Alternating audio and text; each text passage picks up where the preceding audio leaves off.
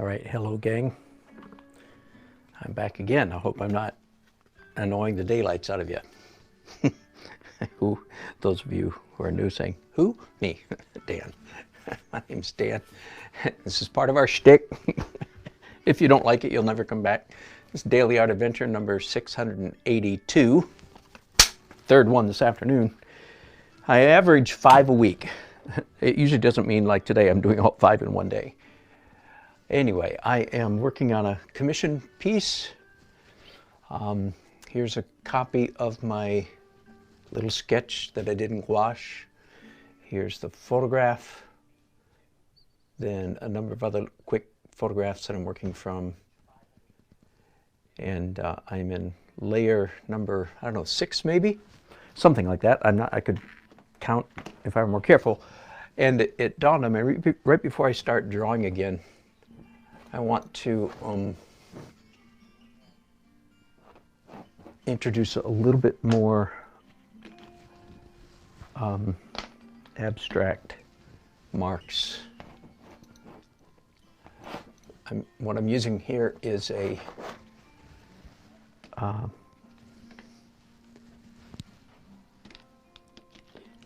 watercolor stick. All right, again, just purely abstract. Now, second, I've called this secondary acrylic drawing. I'll just start drawing without saying. I've opened my little tub. Let me show you again for those of you who may be new. Here's my acrylic arrangement. These are all diluted with medium, like a gloss, golden gloss medium, something like that, or golden GAC 100, almost the same thing. And so, except for the white, that doesn't have medium in it. All the rest of these are transparent. So that's real important to my approach to painting, that these acrylics be transparent. That is the, if you will, the magic formula that I stumbled upon for myself about 15 years ago, summer of 2004, when I stumbled upon this approach to painting. Up until 2004, from the time that I graduated from college with an art major, with an art degree. That was in 1977.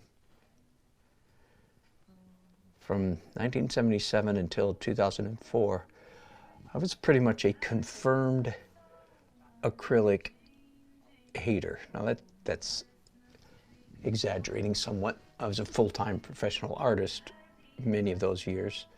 So if you're an artist, you really can't afford to, hate some helpful medium. So I'm exaggerating slightly, but I did not like acrylic paints really much at all. They didn't suit me. But then when I stumbled upon this concept of using them in a transparent manner, that changed everything. Until then, I had used my acrylics the way most other people do, straight out of the tube, more or less opaque, like a water-based oil paint, like a fake oil paint, Anyway, all right, so this step that I'm having just embarked upon right here is at least the third, more precisely the fourth stage, fourth phase, fourth layer of drawing this this scene, this subject matter, which, by the way, I haven't told you much. I don't think Buddy would mind me telling you a little bit about him. This is a commissioned painting. And by the way, you can see I'm using much smaller brushes than I have at any point heretofore in this painting. Up until now, I've used mostly large or large-ish brushes. So these are definitely small. That doesn't mean that for the rest of the painting process that I'm going to continue to use brushes this small. Not at all. I'll go back and forth to large and so on. But for this particular layer, I want to do some, hang on, let me fix that. My photo reference is falling down due to inadequate tape. Hang on. There we go.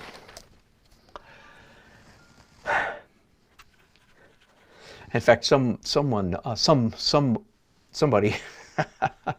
asked in the earlier broadcast if I switched to more expensive or better quality brushes in the later stages, and I said, well, yes, I do that, but I do that in oil. But here I am, in fact, yes, using better quality brushes early in the painting process. Hello, Barbara. You guys are all back. Well, hello, good to have you. Blank canvas? Yes, it has been a while. Good to hear your voice, so to speak. Indeed. Welcome back.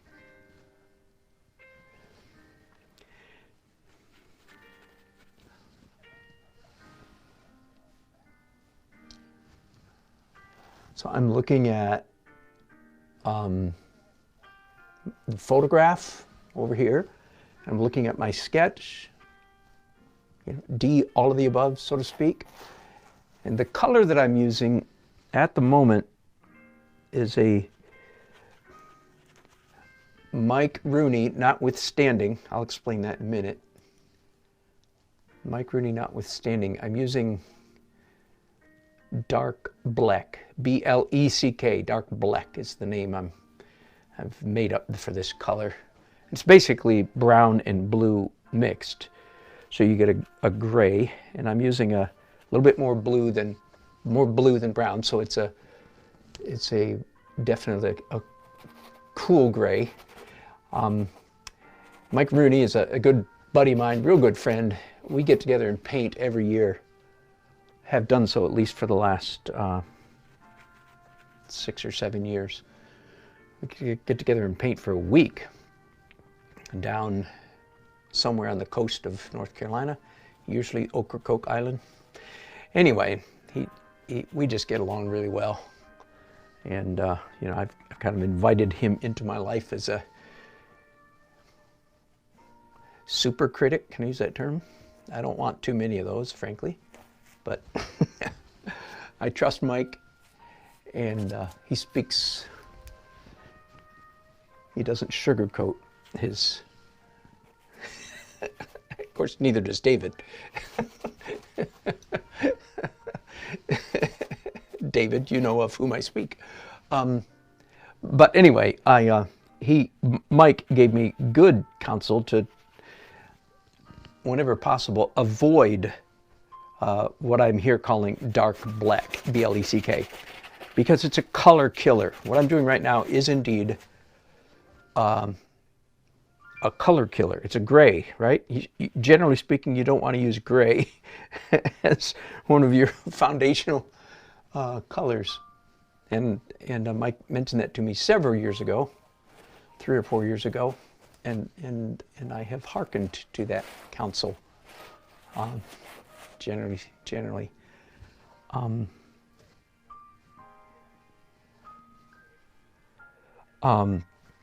But I'm feeling differently about this particular step of this particular painting.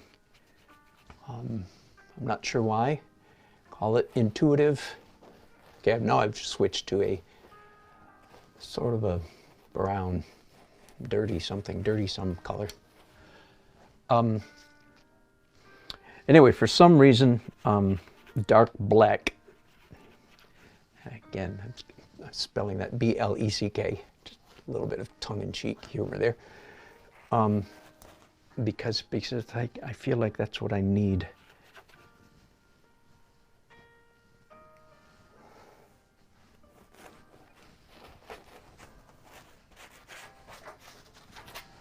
So this is not going to last long here. I'll be done with this in just a minute, and I'm going to switch to the other painting.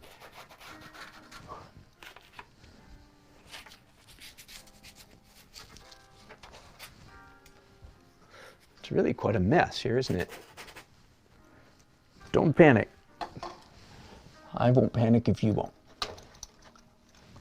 Gotta let that dry. Let's go to the other painting I'm working on today. Very different feel. I think I can get away without a top brace this time. Okay, let me move you down so you're actually seeing the painting. There we go. And the reference, here's the photograph. I talked about this a great deal just a little while ago, so I won't repeat it all again. Why am I painting? Why have I chosen such a strange subject matter? Well, let me point you at it again for just a minute. It's a study in white. White clouds, I'll make a lot more clouds. White clouds, white building, white car, white road. Everything in this painting is white. So at the very worst, and I'm not sure I got a good picture of this last time, so let me pause just a second to make sure I'm trying to take pictures at every step of the process. Partly so that I can use this as a teaching, this particular painting as a teaching tool. All right. It is elaborate start, Karen, eh? That other painting is, isn't it? Right now, on this painting, no, a dark black is not the appropriate color. Again, generally speaking, after I received some good, like I said, good advice from Mike several years ago. Generally speaking, I do not use black, dark, gray, neutral gray tone a tremendous amount. I whenever possible, I try to do what I'm doing now, which is use a color to do the outlining, to do the drawing with. So now I've got basically a dirty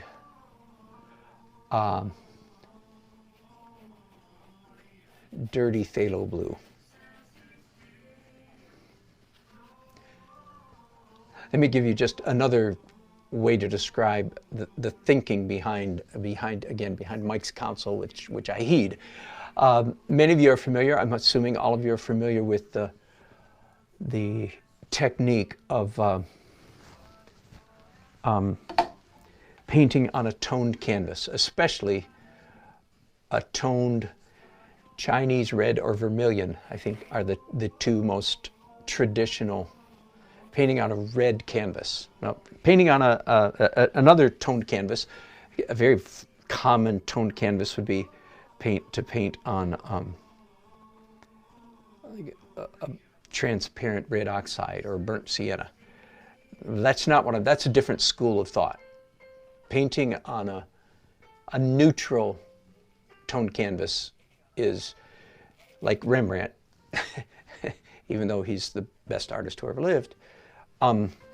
That's easy. Like that's intuitive. That's natural. I'm talking about the people who paint on a red or very brightly colored toned canvas. And nothing wrong with painting on a brown canvas, of course, but that's not what I'm talking about. The more adventuresome. And I very much like the technique. I don't do it very often. I've done it several times over the years. But I, generally speaking, don't do it. Not for any good reason, just because I like my technique better, that's all. But be that as it may, let me finish my sentence. I like the trick of painting, especially on a red canvas, right? Gotcha? All right, and let me give you some advice, those of you who do use that technique. And every student should try one. Every student, you know, just like every student should be required to do one palette knife painting, and in most cases, in my opinion, then get over it. Everybody should do likewise a painting on a red toned canvas. And here's some advice, some counsel to you for those when you do yours. Number one, allow more of that initial underpainting red to show through than you're comfortable with. Do not resist the temptation to cover it up too much, okay? That's advice number 1. Advice number 2, in spite of your best efforts, you are, in fact, going to cover up too much. So did you catch that? Number 1, don't cover up too much. Number 2, after you've covered up too much, then here's a trick. Here's a really important trick. There's a reason I'm talking about this while I'm drawing in blue, but I'll get back to that in a minute. So after you've tried not to cover up too much, but you have inadvertently done so anyway, despite your best efforts, you still persisted in getting too heavy-handed and too much of your initial red was obliterated. You with me so far? Then here's what you do. When the painting is all finished or nearly all finished, you mix up that same color red, albeit this time in an opaque version. And you go back and sneak in little bits of red on top. Now, hopefully, you can still see little bits of your initial red poking through underneath. Hopefully, you still can see some. You won't see enough because you, like me, are going to inadvertently cover up too much. But anyway, you're going to try to keep as much as you can. And as you get more and more successful, more experienced at this technique, you will have more and more red showing through. And even then, after you're an old hand at this toned canvas trick, still do what I just said, which is mix up an opaque version of that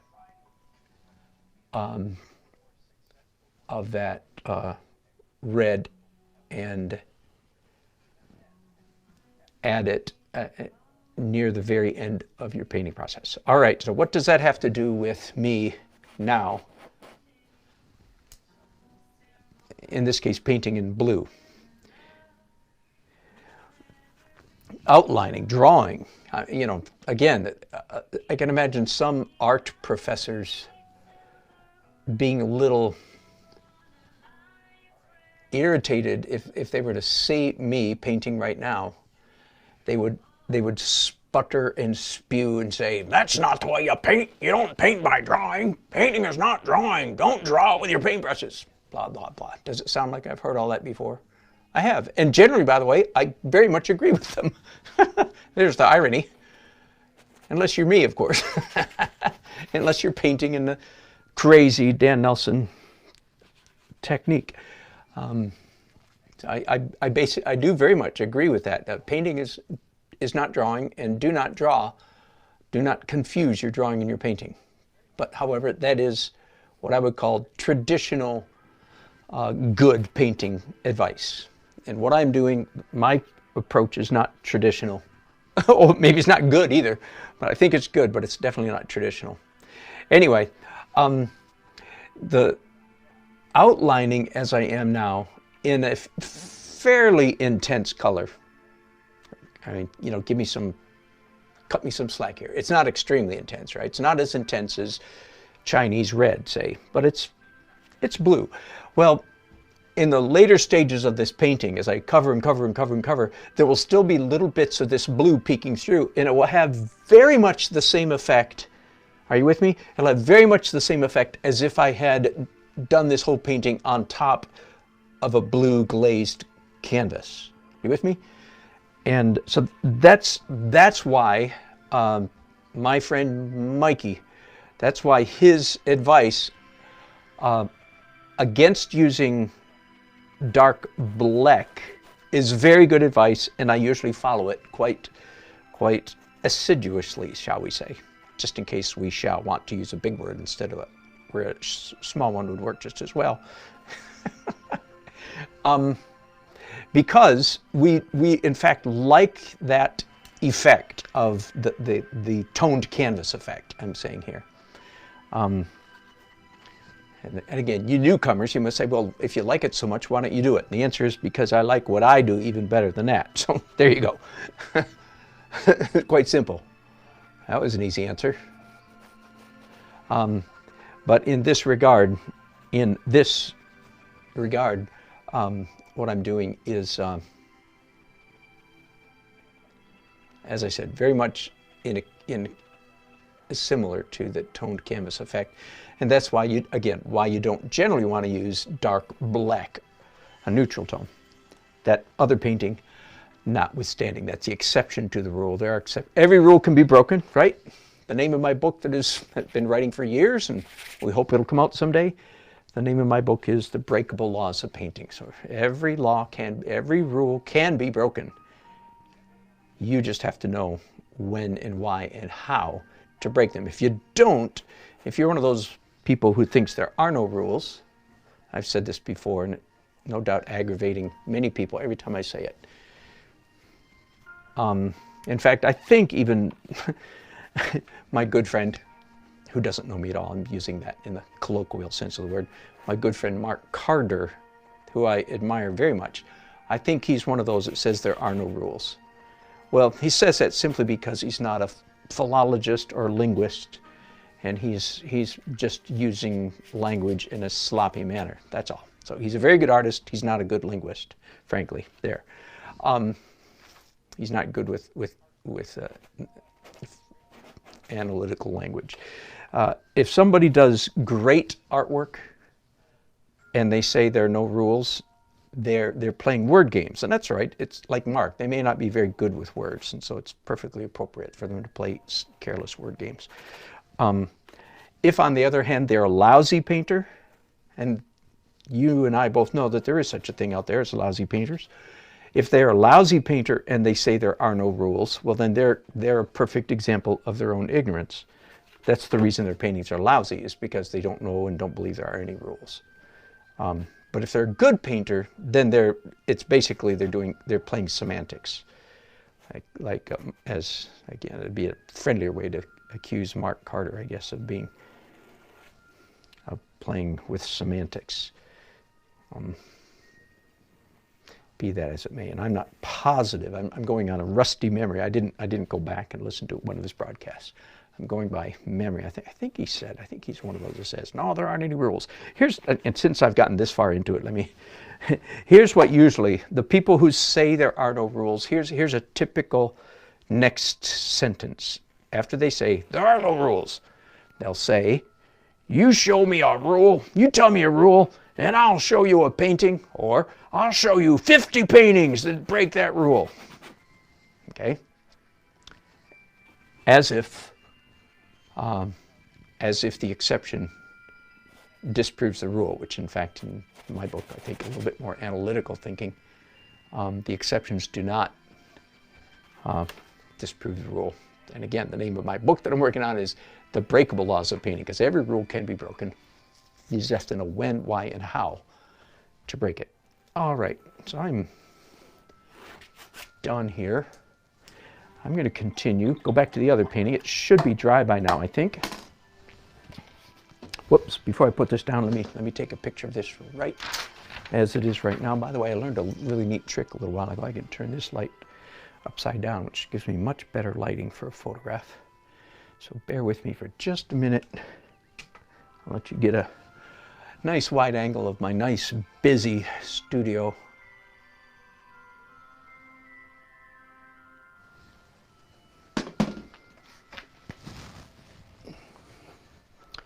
So what is next for these paintings? Quite simple. And I should change the title of the broadcast if I want to be consistent. What is next is quite simple, and that is a second layer of white.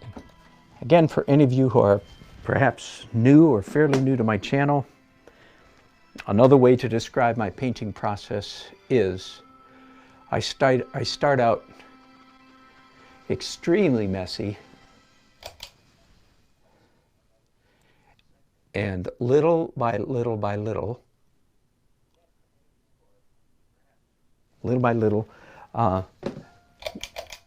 become more neater and neater. More neater and neater.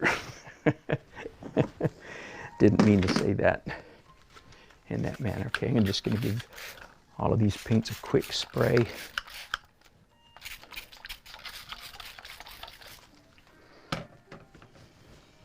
Okay, so second layer of white.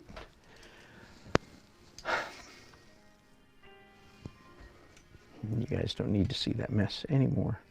It's a glorious mess. Accentuated by the fact that I have 3 grandchildren living in the house. And their parents, by the way. My wife and I were talking last night. That's our daughter, our 37-year-old daughter, Alicia, the mother of the said parents. Hello, gang. Jody, Karen, Eric, Susan, Barbara, and Blank Canvas, and several others who are watching and not saying anything. You're more than welcome to do that. We were commenting last night as our daughter had stuck her head in our bedroom, right? We were on our way to bed, and she was on her way to bed. I don't want to brag or anything. But there have probably been rarely, at least in the last couple of generations, 2 families that have lived together so peacefully and seamlessly as my wife and I and our adult kids and their 4 children. It's truly remarkable. You can't live with all your kids. You love them all the same, but you love them all different because they're all different. It just so happens that, now they are looking very, very intently for a house. This is not a permanent situation. In fact, the 5-year-old daughter, she was explaining to one of her friends a few months ago. One of us overheard her. I forget who it was. She was explaining to one of her friends. She said, "No, this is not our house. This is not our house. This is Nan and Bicca's house. We're just staying here, kind of like a sleepover." Indeed, true indeed. The sleepover's been going on for over 2.5 years now. But the 5-year-old has it firmly in mind that this is not our house. This is Nana and Bicca's. She calls me Beepa. This is Nana and Beepa. My name's Bicca, but she can't pronounce, she hasn't quite mastered the Bicca thing, so this is Nana and Beepa's house. It's kind of like a sleepover. Okay, since I'm telling cute grandchildren stories, let me give you another one. Just this morning, the 3-year-old Avi, A-V-I, Aviel, the 3-year-old Avi was up here in my studio, just the 2 of us. And I said, "Is there a good boy in the room anywhere?" And we love building these kids up. We really do. We love just launching them, preparing them for life with all the affirmation we can pump into them. So I said, "Is there a good boy in this room anywhere?" He says, "Yeah, right here." A few seconds later, I heard a thump and a bump bump. And he said, "Good boy fell down."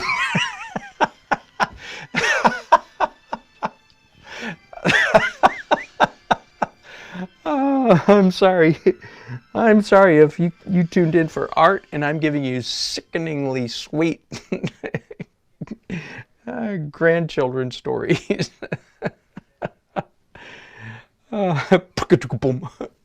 Good boy fell down.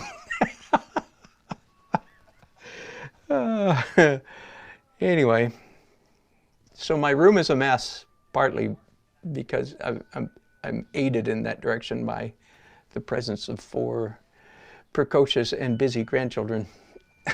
But I'm not complaining very much, as you can maybe tell. All right, while I'm blathering on, I have decided to do some, after I did some pale yellow, I'm doing now some pale green. In other words, I'm slightly unusual, not extremely unusual, but slightly unusual for me and my technique. Usually in the acrylic stage, all of the colors are transparent and only the white is opaque. That's the normal. But every once in a while, I do break down, so to speak, and do some of the colors opaque. And I'm feeling like in this case, that could be quite helpful because I have an awful lot of striations, an awful lot of lines representing trunks and branches and so forth, mostly vertical, as you can see. But it would be quite unrealistic if a lot of those branches did not have foliage, leaves in front of them, right? And so I'm just cheating the system a little bit by painting on top of some of my hundreds of branches with an opaque green, especially like, for instance, up here. Do you see this? You can barely see it, can't you? How about that? Oh, much better. So I've got this gray trunk pine tree. I have two major trees in this painting, one there and one there. This one is the bigger of the two, and I don't want it going right all the way up off the top of the painting. So I've got some foliage, some greenery coming in down in front of it, etc. While I'm on the subject of tree trunks, I'm give you a little bit of Dan Nelson's How to Paint Tree class. I taught a class at Art of the Carolinas just a couple weeks ago. I taught how to paint trees, and I will do the whole thing on video one of these days in the not too distant future. One of the tips that I gave was this: when you think of tree trunks, your default setting color setting for tree trunks should be gray, not brown. Brown is almost certainly or primarily a leftover from your grade school. That is your SOS file, your super simple survival oriented symbol file, your SSSOS file, or survival oriented symbol for short. That's how you drew in third when you were 8 years old, say. Tree trunks were brown, right? That's how a child would paint tree trunks. And if you're not careful, you bring those kinds of default settings into adulthood until you do some analysis. And if you do some analysis on tree trunks, you'll discover that more tree trunks tend to be more tend to be more gray. I almost said the wrong thing. Tend to be more gray than brown. Okay, so, and these two trees are no exception. That one is red because I was using red as a dark color, but not because I wanted it to be brown. In fact, since I've got green on my brushes right now, that would be a good antidote to the redness that is there right now. So I just anti-redded that, right? It was too red, and I just hit it with some anti-red, which is, of course, green. All right, this is just starting to really to shape up a little bit, and actually starting to look like the subject matter that it actually is. I said I was going to tell you about Buddy, whose real name is William. Again, I don't think he minds if I tell you that. I met William last summer because long story, he commissioned me to do a painting of an eagle. You can see Buddy's eagle on my website at dannelsonart.com. And then my wife and I drove up to meet Buddy and his family in Virginia. And Buddy is in a wheelchair. He was a Top Gun sailor. Listen, Buddy, I don't know if you're listening, that's funny. He was in the Navy, so he was a pilot, Navy pilot. He was a Top Gun pilot with the Navy, and was injured not by flying at the speed of sound, but by driving through a stoplight, and driver T-boned him. And so Buddy is has been in a wheelchair for, I forget now, 3, 4, 5 years, in there somewhere. And this is his path, his dog, and one of his paths around his beautiful home in the woods near Stone Mountain Lake in Virginia. Oh, blank canvas. Yep, dog. Golden Retriever Lab. I forget what kind of lab. Golden Lab mix, perhaps. I forget. All right, I'm happy with that. Yeah, let's continue. Let's go back to the other one now.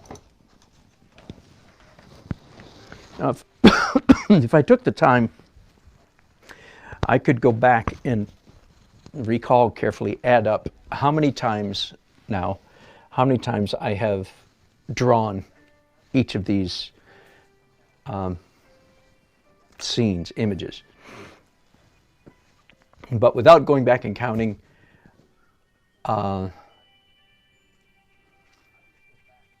my guess is it's about 7 already, counting the white. Normally the white does indeed count as a drawing because the white tends to be a little more precise.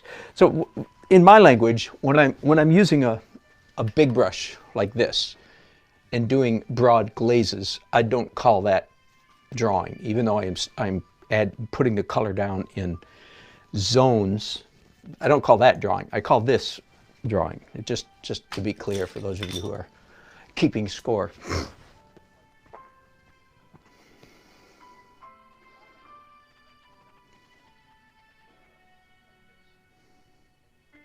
I'm standing here thinking, by the way. I'm trying to decide whether I want to do, again, there's my reference. I'm trying to decide whether I want to do another color glaze before I do my next layer of white.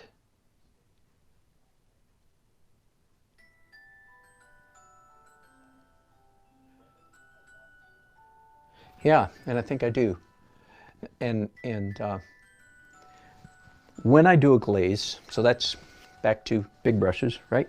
When I do a glaze, I don't need to wait to do white. I do white in wet. White in wet is okay, but wet onto wet white is not okay. Sorry about that. Sounds like a crazy tongue twister, but if there's white, if there's wet, white paint, acrylic paint on the canvas, you can't do color. At least, now maybe in a year or two when I'm a better artist, maybe I'll say, what was I thinking? That's beautiful when you do that, okay? That's how growth, and as an artist, that's how it happens. You discover, wait a minute, I just discovered a better way to paint. But anyway, I'm not there yet. At this point in my journey, I believe that the pastel-ish tones that are created by doing that are not pleasant. That's what I think right now. So, and that is what I think right now. And it may be exactly what I think in 20 years. I don't know. It's not my job to think 20 years in the future. It's just my job to paint good right now. All right, that's enough of that. I wanted to warm it up, as you can see. Again, if I were in school, I would call this whole painting, this one right here, not the other one, this one, is a study in white. It's an exercise, and as I said earlier today, if nothing else, and I hope to make it a gorgeous painting, of course. That's what I hope with every painting, right? And I hope you do too. You hope that with every painting. I hope it to be a gorgeous painting.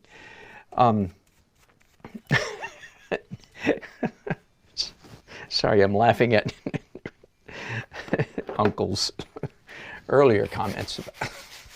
We went from, anyway, never mind. You go back and read the chats. You know what I'm laughing about.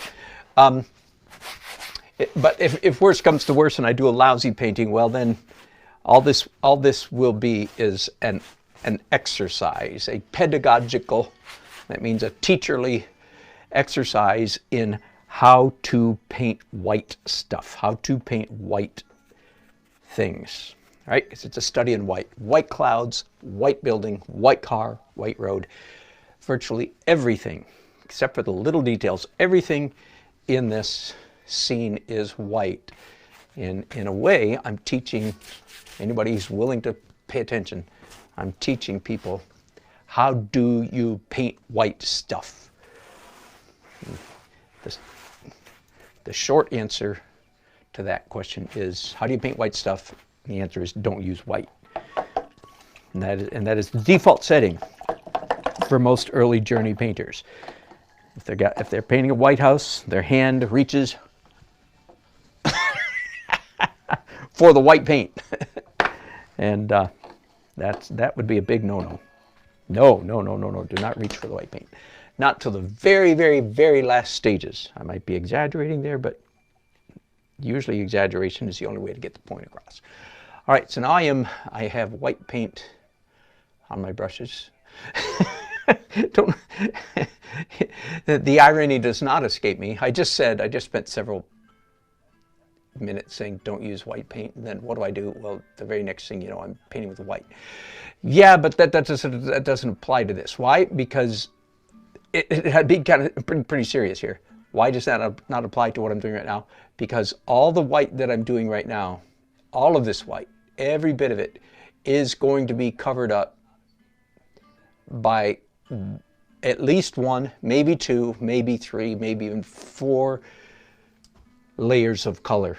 Glazes are going to go on top of this white. So what I'm painting right now is not going to stay white. It is just a step in the process. And again, that when I'm teaching my technique, Dan Nelson Crazy Technique, when I'm teaching it live, this does seem to be one of the stumbling points. And every once in a while, some of you are trying to be influenced by me some. So here's a teaching moment. Some students have a hard time wrapping their mind around what I'm doing right here. And let me try to be really clear. I am not, at this moment,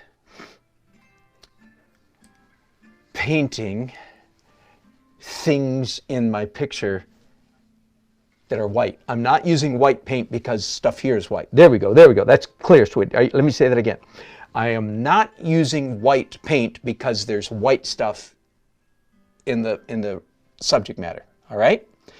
I'm using white paint to achieve a light, that's L, light with a L, light value, not whiteness. So, and where some of my students have a hard time is I'm using pure out of the tube white. And their brain says to them something like, but this thing that I'm painting, it's not white. For instance, like this thing that I'm painting right now is definitely bluish gray in reality, in the photograph. And so their brain goes, see, and that again, that's part of the, if you will, forgive me, but that's part of the weirdness of my approach. Most of the color that I achieve in my paintings is achieved by the use of transparent color, transparent on top of white, transparent on top of other colors, and so forth. Okay, so most of the color in my painting is not mixed on the palette. Now the final edit layer is, but that, as you know, that comes much later.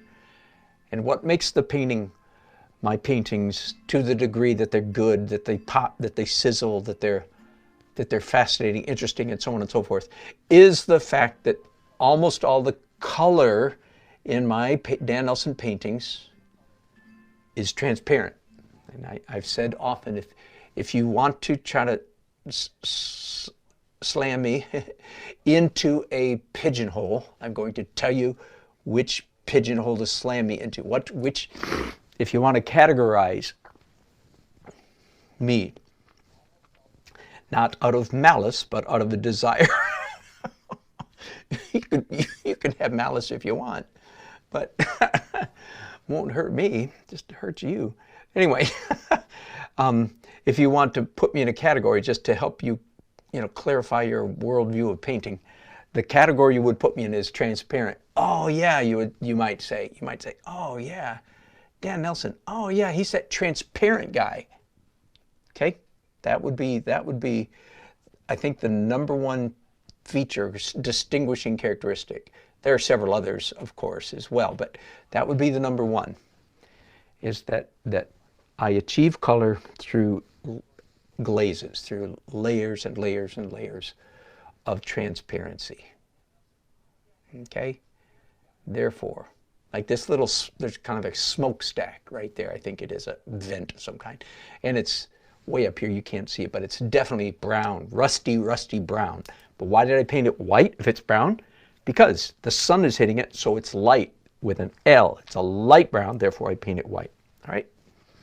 I'm probably beating that dog to death, and especially you old timers are getting tired of some of these rants.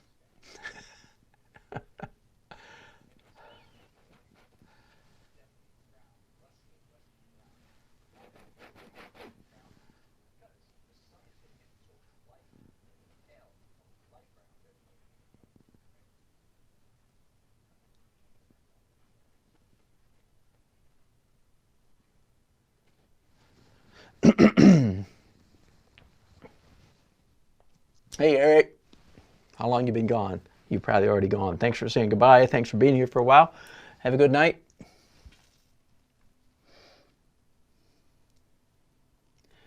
Hey, oh yeah, this is still live. Yeah, sorry, blank canvas. I'm working on 2 paintings. Yes, indeed. Step away for a minute, you have no idea what's going to happen.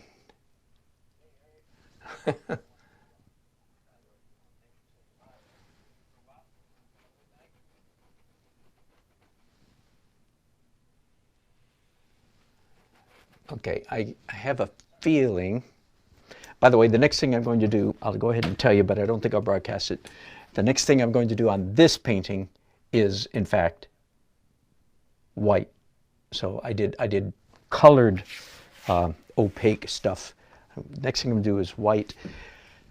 And then I'll be doing colored glaze. At that point, by the way, on this painting, I have an option. I can go, after this layer, I can go straight to oil. And if I do, the very next thing I do is glaze the whole thing in oils. Or I can stay in acrylics for one more layer, and I am pretty sure that in fact is what I'm going to do. That is to say, I'm going to stay in acrylics for at least 2 more layers.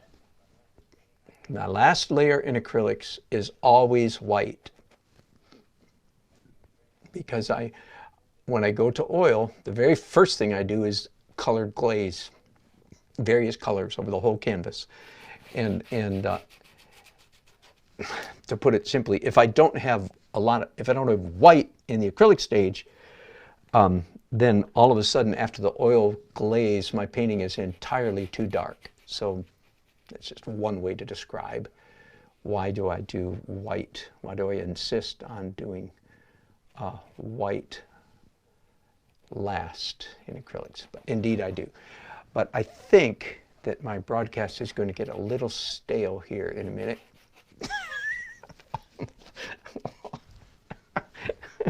Half of my viewers just went, getting stale. Buddy. Yeah, I just woke you up long enough for you to hear that, right? I think my broadcast might start getting a little boring here in a minute. And all my viewers, what'd he say? What'd he say? He said it was going to get boring. Memo to Dan.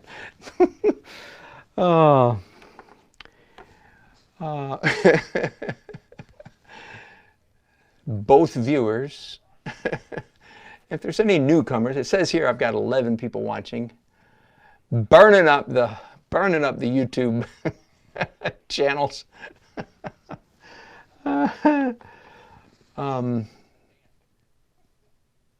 If there's any newcomers, I don't have many people watching live. This is obvious. I think you have the count right in front of you like I do. Some of you are saying, Some of you are saying, this guy's really boring, no wonder nobody's watching. Others of you might be saying, this guy's pretty good, how come nobody's watching? And the answer is, well, it's because I drone on like this forever. That's half the reason, that's most of the reason.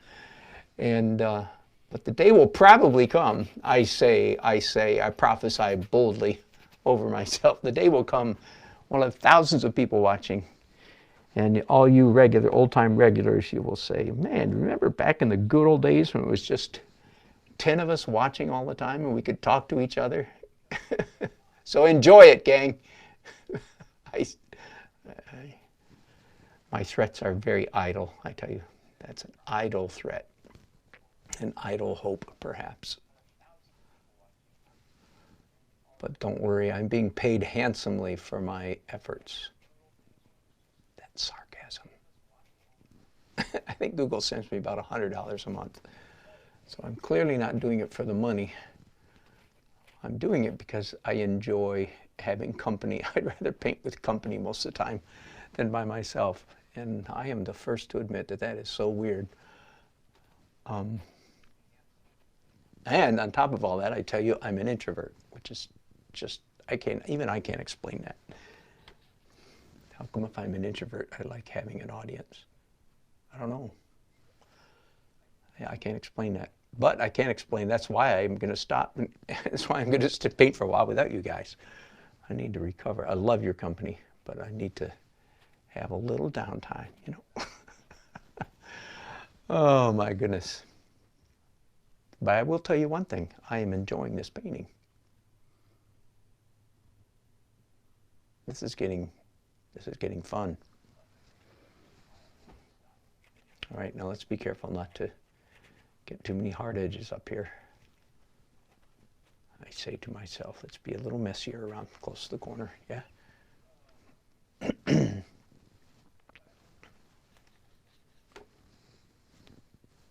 I'll paint for just a few more minutes. And then that shot probably will be it. I have the whole house to myself, actually. So I'm running downstairs between broadcasts and practicing music. I know I keep making idle threats, so one of these days you guys are going to hear me play. And then you're going to say, what? He did all that practicing, and that's all the better? That's all the good he is? He's not very good for how much practice he says he does. Oh, man.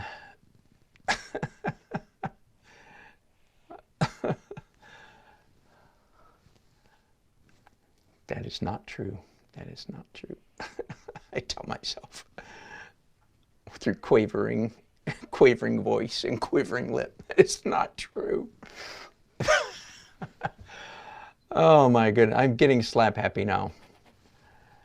Let me take a minute though before I go and talk about why I do, just at the intermediate point of my painting process, why I do that crazy abstract stuff that I do at the beginning, all right? And there's several areas of this painting. You can see it here. Why, this is a telephone pole, you can tell that, clouds behind it, wires going up to it. That'll all be cleaned up considerably, but there's yellow, red, orange, green, all in there. Where does the red and orange and stuff come from? That's underpainting. Same thing, it gets even more dramatic over here, and I love this. Where did that orange come from? And kind of a peachy color, and then yellow, and some strange kind of green and purple underpainting. Did you get it? So again, some of that will be hidden more in the later stages, but some of it will always be peeking through. And it is, that peeking through is so beautiful. So there we go. I actually like the way that painting is looking right now. And the danger is going to be, I'm at risk of losing it. I'm at risk of overpainting and ruining it. It's taking on a composition that I didn't really see coming, but into this angle of light. I know I'm going to do some light down here and some here, but I'm now thinking, oh yeah, all this should be white stuff in shadow. Yeah. Keep us coming up here to this busy, I've pointed to the in reference there to this, all this busy pipes and fences and, yeah, pipes stuff happening. Again, this is an ice cream factory in New Bern, North Carolina, which I think now is closed. Mayola, M-A-O-L-A, Mayola milk and ice cream factory. Yeah, factory's not the right word, I'm sure. Processing plant maybe is the right term. Anyway, and I'm doing it because I just found it a fascinating sort of industrial scene. And if it turns out really good, I might use it to enter into try to get into some show or competition. But that's getting the cart before the horse. The number one project here is to do a good painting. And the number one project is actually to do Buddy's painting. that one I get paid for. This is maybe not. All right, you guys, I'm going to say,